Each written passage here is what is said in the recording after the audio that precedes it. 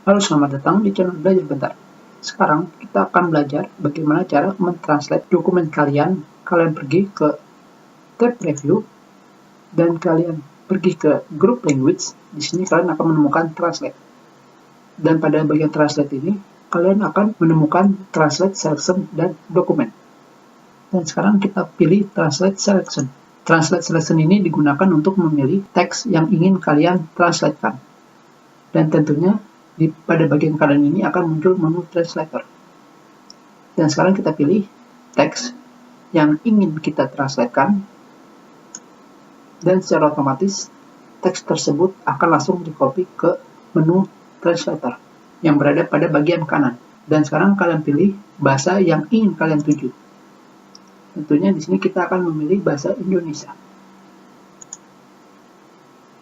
Dan ketika kalian pilih dari setiap kata di sini, akan muncul informasi mengenai bahasa yang kalian pilih.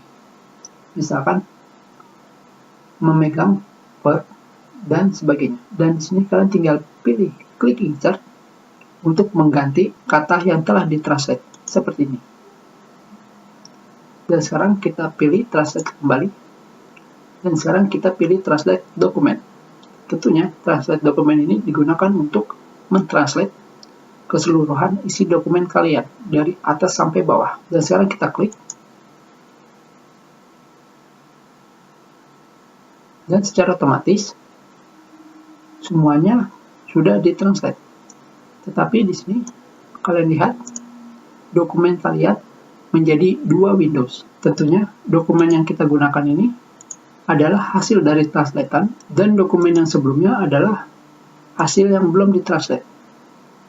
Dan pada menu translator ini terdapat tulisan bahwa dokumen yang telah ditranslate ini dibuka dan dibagi menjadi Windows yang lain.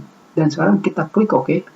Biarpun kalian melihat menggunakan translate pada Microsoft Office ini terlihat mudah, kalian harus perhatikan bahwa bahasa yang ditranslate ini terlihat rancu.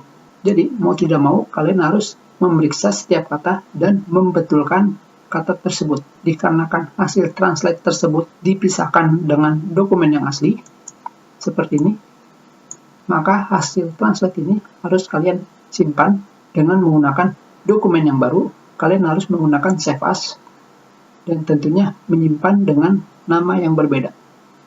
Jadi dokumen asli kalian tidak akan hilang. Terima kasih.